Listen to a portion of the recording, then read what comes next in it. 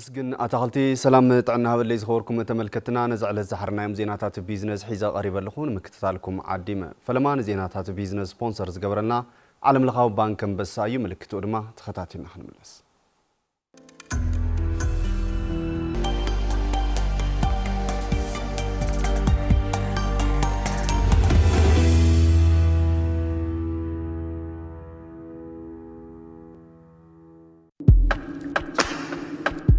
ካብ ሃገርኩምን ወገንኩምን ብምርሓቕ ናፍቆት ተጻዊርኩም ናብራን ምምሕያሽ ጻዕር ዓሪልኩም ብምስራሕ ትረኽብዎን ናብ ስድራሓው ፈታው ትልእኽዎ ገንዘብ መግለጺ ፍቕርን ናፍቆትን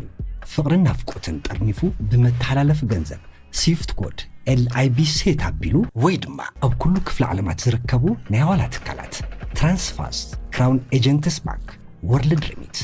ዳብሽን ተወከል ኤክስፕረስ ትራንስፋስቱ ኢፍትን ኤክስፕረስ ሪያ መኒግራም ዌስተርን ዩኒየን ጅቡቲ ፖስታን ካልኦት ናቢሉ ዝተላኸልኩም ገንዘብ ናብ ኢድኩም ምብጻሕ ምስ ባንክ አንበሳ ብሓባር ሰርሑ መሓዙትዩ ዘመናዊ ቴክኖሎጂ ነተጠቐመ ዝሰርሕ ባንክና ካብ ፈታው ዝተላኸልኩም ገንዘብ ብዝለዓለ ቅልጣፈን ፍቕርን ሕድሩ ኸቢሩ ኣብ ኢድኩም ይረከብ ኩልና ንዳግመ ህንጸት ትግራይ ንረባረብ ዓለም ለኻው ባንክ አንበሳ መሓዛ ቤቱ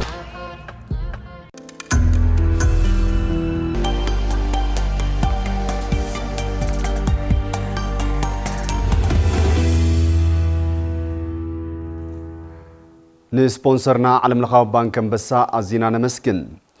ብሰንኪ እቲ ኣብ ትግራይ አንጸላሊ ዘሎ ፖለቲካው ቅልውላው ኣብ ምንቅስቃስ ሆቴል ቱሪዝም አሉታው ጽልዋ ከም ዘሕደረ ኣብ ከተማ መቐለ ዝርከቡ ወነንቲ ሆቴላት ገሊጾም ዮሐና ወላይ አዘራሪባቶም ኣላ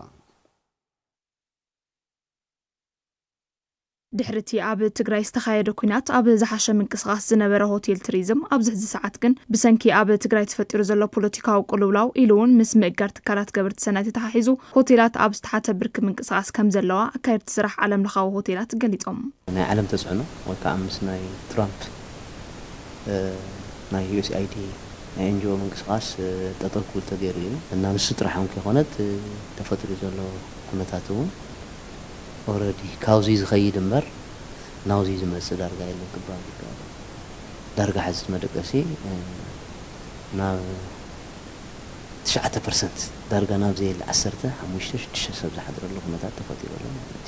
እዩ መጀመርያ ኣጽዋን ክባል ዝጅመር ያው እናተመሓሸ መጽእ ነይሩ እዩ ካብኡ ያው ጽቡቕ ምንቅስቃስ እውን ነይሩ እዩ እቲ ናይ ክልልና ዘሎ ናይ መራሕትና ዝገብርዎ ኩነታት ለ ያው ካህስየና ኸኢል ማለት ናውጪ ይኹንና እንትን ካብ አዲስ አበባ ይኹን ካብ ወጻኢ ስጋኣታት ስለልሓድሮም ያው ናይ ጋይሽ ምምጻእ እንትኖት ትሕት እዩ ክብል ይኽእል ማለት እዩ ጽቡቕ ምንቅስቃስ ሆቴል ቱሪዝም እንትሉ ኣብ ስራሕቲ ምፍራይ ሃፍቲ እንስሳን ሕርሻን ዝተዋፈሩ ዝሓሸ ዕድል ስራሕ ከም ዝፈጥር ብምግላጽ ብኣንጻሩ ድማ ናይ ስራሕ ሃዋህው ኣብ ዘይብሉ ግዜ እቲ ትካል ዝቆጸሮም ሰራሕተኛታት እውን ካብ ስራሕ ዝወጹሉ ኣጋጣሚ ከም ዘሎን በዚ ምኽንያት ድማ ስእነት ስራሕ ከም ዝበራኸትን እቶም ኣካየድቲ ስራሕ ይረድኡ ናይ ገባር ምህርቲ ናይ ፀባ ተዋጽኦ ናይ ስጋ ተዋጽኦ ናይ ኣትክልቲ ተዋጽኦ ናይ እኽሊ ተዋጽኦ ኦሬዲ ንዝ ኩሉ ግልጋሎት ክንተለና ነቲ ገባር እውን ሒዝና ኢና ንወስድ ማለት እዩ ከም ሆቴል ስለዚ ሆቴል ክበሃል ተሎ ሓደ ነገር ዘንቀሳቐስ ጥራሕ ይኹን ውሽ ሰራሕተኛ ልዕሊ 183 ሰራሕተኛ ማለት እዩ ሰራሕተኛ እዚ ፕሮዳክቲቭ እንድሕር ዘይኮይኑ ጀስት ኦሬዲ ናይ ዓመት ዕረፍቲ ትወሉ ያ ካብ ስራሕውን ክፋናቐሉ ዝኽእል ድሉውን ክፈጥር እዩ ማለት እዩ ቅድሚ ኮረና ልዕሊ 350 ሰራሕተኛታት ቆፂሩ ስራሕ ላካየደ እኳ ተጸንሐ ድሕሪ ዝ ጀነሳዳዊ ኩናትና ብድሕሪኡ ግን ያው ህዝልልና ሰራሕተኛ ልዕሊ 250 የለና ህዝውን ብዙ ህዝ ተፈጢሩ ዘሎ ኩነታት ግን ያው ለ250 እውን ልሽፍን ስራሕ ስለዘይብና ያው ሰራሕተኛ ብዝተኻለ መጠን ወይ ብዕረፍቲ በገለላ ገበርና ያው ክነብሊና ማለት እዩ ንሃወስቲ ዓዲ ምቹውቱ ዝኾነት ትግራይ ብምፍጣር ብኢኮኖሚ ዝማዕበለት ዓዲ ንምሕናጽ ሰላም ወሳነ ከም ዝኾነን ህዝቢ ትግራይ እውን ዝተረዲኡ ንሰላም ክቃለስ ከም ዝግባእን ወሲኾም ይገልጹ ንሓደ ዓዲ ዝውስኖ ሰላም መሰረት ኮይኑ ግን ኢሜጅ ሕዚ ናይቲ ዓዲ ኢሜጅ ዝኾነ ነገር ኣሎ እንድሕር ተባሂሉ ክመፀካ ዝኽእል ነገር የለን ማለት እዩ እና ሕዚት ምንቅስቃስ ያው መሬት ቤት እዩ ባሪ ስለዚ ኩሉ ብዝተኻለ መንግስት ይኹን ካልኦት ስቴክሆልደራት ይኹኑ نتسلام كو زوها قلعتا سفيح كون خلل لعل 120 لخونو كاو كوخ تفلفلهم هانصو ابيات كريستيانات اللونا ስለዚህ ካው ሓሊፍውን ናይ አርኮሎጂካል ሳይትውን አለና ዘሃፍተ ዚግን ላብራ ሓወይ ከዓላብ ጸጋኽን ሰጋግሮት ኮይና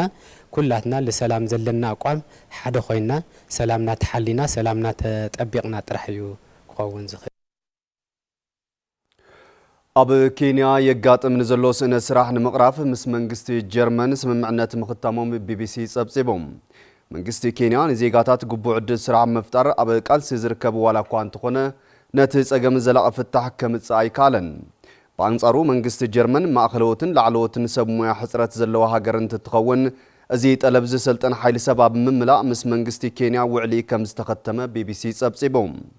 ቀንዲ ዕላማት ስምምዕነት መንግስቲ ጀርመን የጋጥሞን ዘሎ ሕጽረት ዝሰልጠን ሓይሊ ሰብ ንምምላእ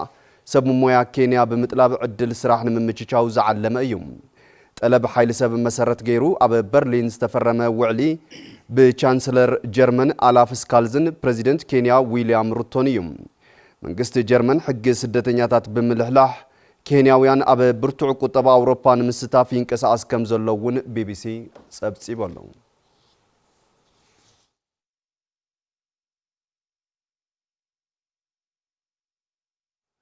ክቡራት ተመልከትና ነዛዕለ ዝሓረናዮም ዜናታት ቢዝነስ እዚኦም ነይሮም ንምክትታልኩም ኣዚና ነመስግን ምስ ዜናታት ቢዝነስ ሃፍቱ ገብሩ ሓቢረኩም ጸኒሐ ሕዚ ናብ መሳርሕትያታት ክፍለኹም መልሰኩም ሰላም